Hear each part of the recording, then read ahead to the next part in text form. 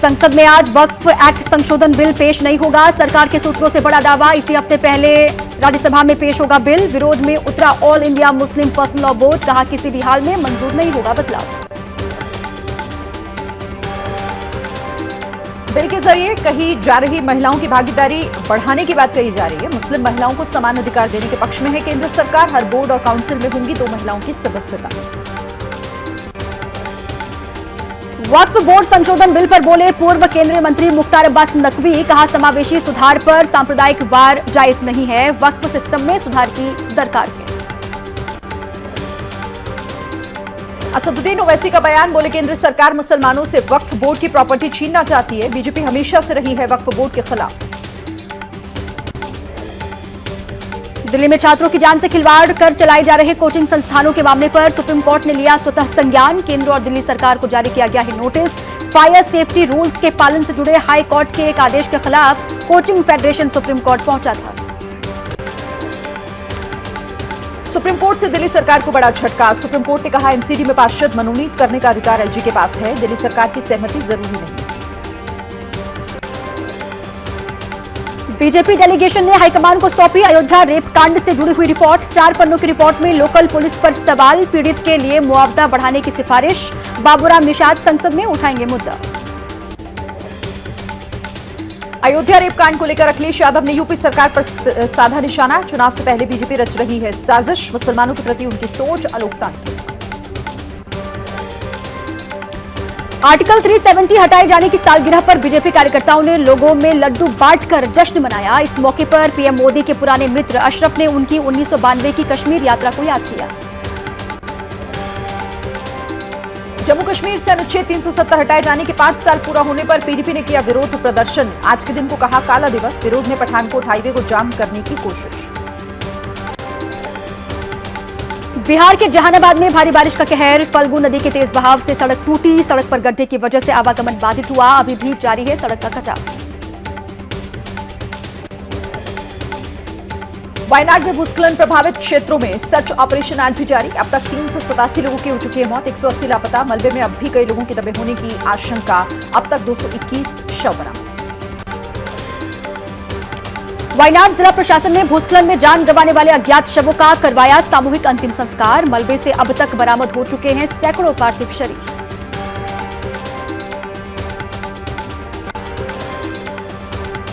केदारनाथ में वायुसेना का रेस्क्यू ऑपरेशन जारी। लोगों को बचाने के लिए चिनूक हेलीकॉप्टर ने भरी उड़ान। 3 दिनों से मौसम खराब होने की वजह से उड़ान नहीं भर पा रहा था चिनूक। केदारनाथ में रेस्क्यू ऑपरेशन चौथे दिन भी जारी रहा। राहत बचाव में जुटी टीमों ने अब तक 10,000 से ज्यादा लोगों का रेस्क्यू किया है। सैकड़ों लोग अब भी ऊपर फंसे हुए हैं। हिमाचल प्रदेश के शिमला और आसपास के जिलों में पिछले 5 दिन में बादल फटने, अचानक बाढ़ आने और भूस्खलन से प्रदेश की 87 सड़कें बंद हो गई हैं। मौसम विभाग ने 8 अगस्त तक भारी बारिश का अलर्ट जारी किया। मौसम विभाग ने संवेदनशील क्षेत्रों में भूस्खलन और अचानक बाढ़ की संभावना जाहिर की है। निचले इलाकों में जलभराव के खतरे को लेकर अलर्ट किया गया है। लोगों को सावधान रहने के लिए कहा गया। हिमाचल प्रदेश में 1 अगस्त को बादल फटने की घटना के बाद रामपुर के समेज गांव में राहत और बचाव का काम जारी। आपदा में 6 लोगों की गई जान, 36 लापता। सर्च ऑपरेशन जारी। हिमाचल में आपदा को लेकर पूर्व सीएम जयराम ठाकुर ने कहा शुरुआती दौर में ही भारी नुकसान हुआ है। पीएम मोदी ने जाहिर की है चिंता। सभी जनप्रतिनिधि राहत कार्य में जुटे हुए।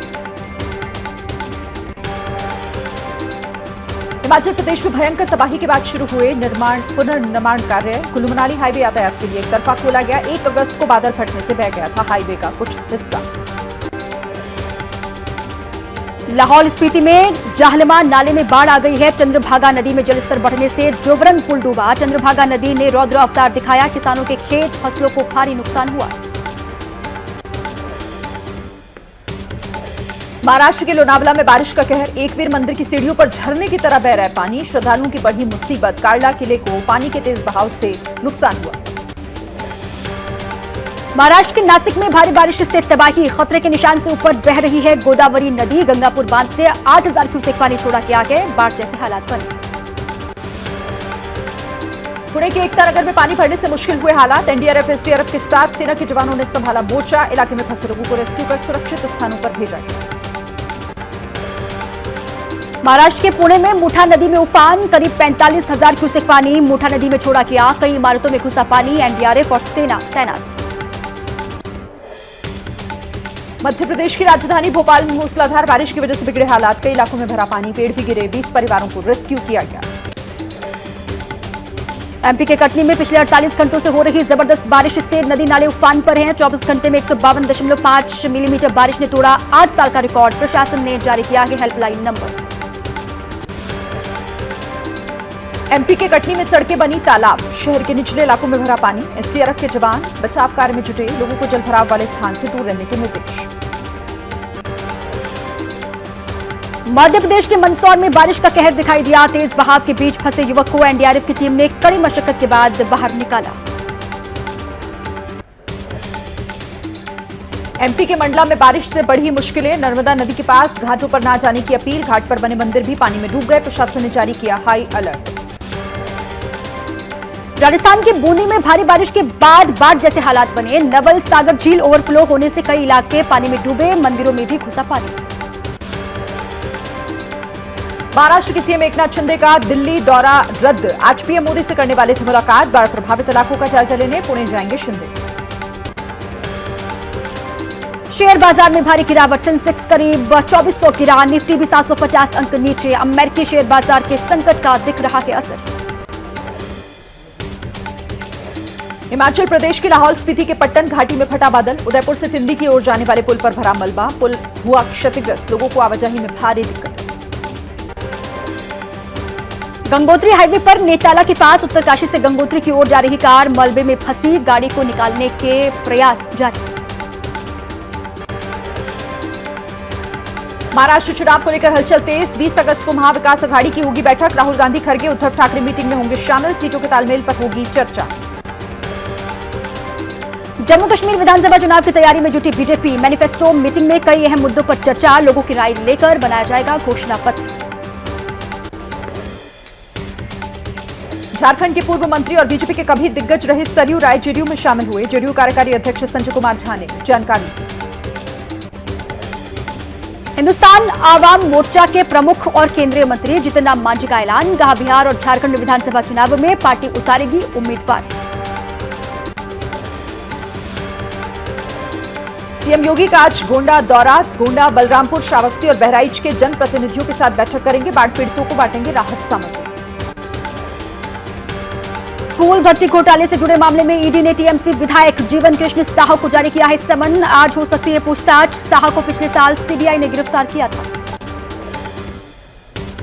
राष्ट्रपति द्रौपदी मुर्मू का आज से 6 दिन के लिए 3 देशों का दौरा, फिजी, न्यूजीलैंड और तिमोर लेस्ते की यात्रा पर रहेंगी राष्ट्रपति। नेम प्लेट विवाद पर सुप्रीम कोर्ट में आज सुनवाई, पिछली सुनवाई तक उत्तराखंड और एमपी सरकार ने जवाब दाखिल नहीं किया था।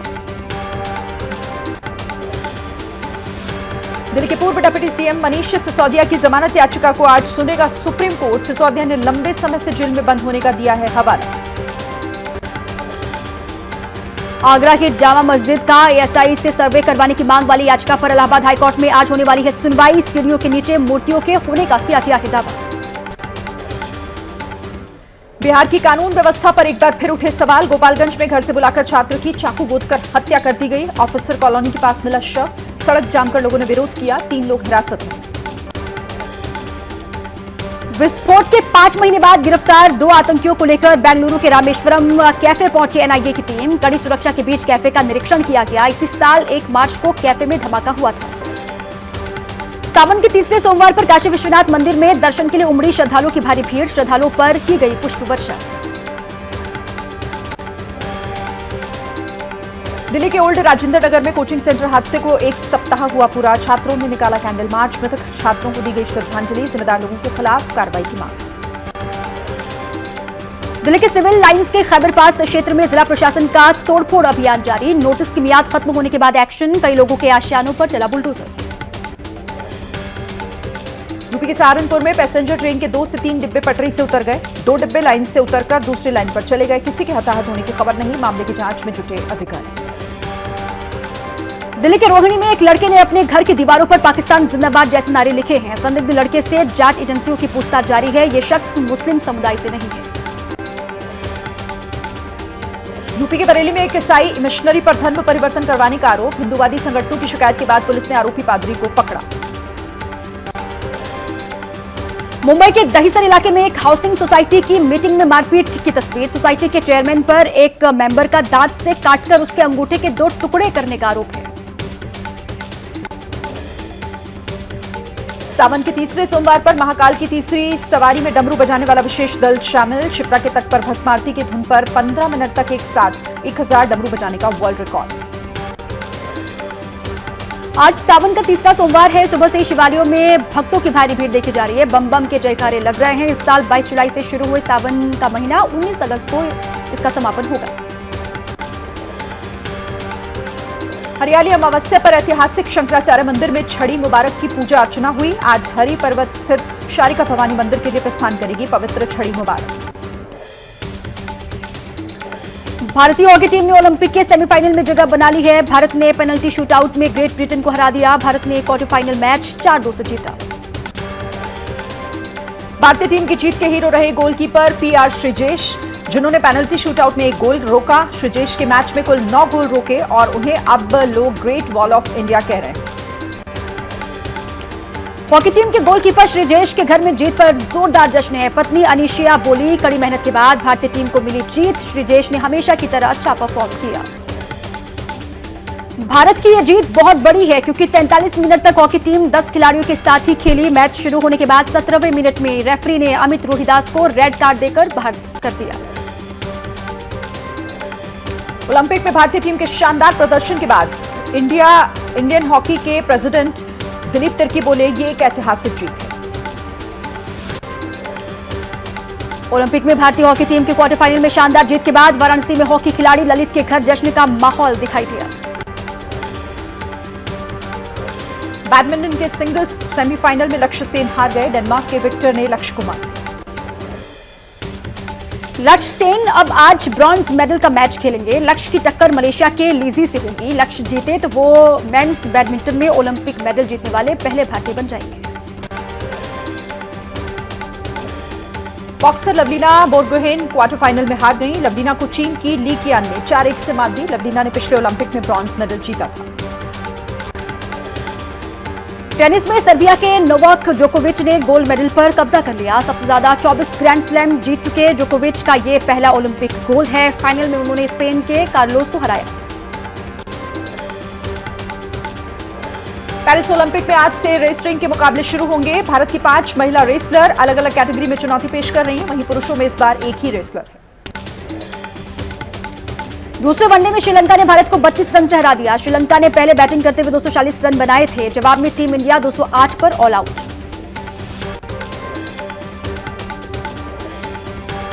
भारत हारा, लेकिन रोहित शर्मा ने मास्टर ब्लास्टर सचिन तेंदुलकर का रिकॉर्ड तोड़ा। बतौर ओपनर रोहित अब सबसे ज्यादा 50+ स्कोर के हो गए।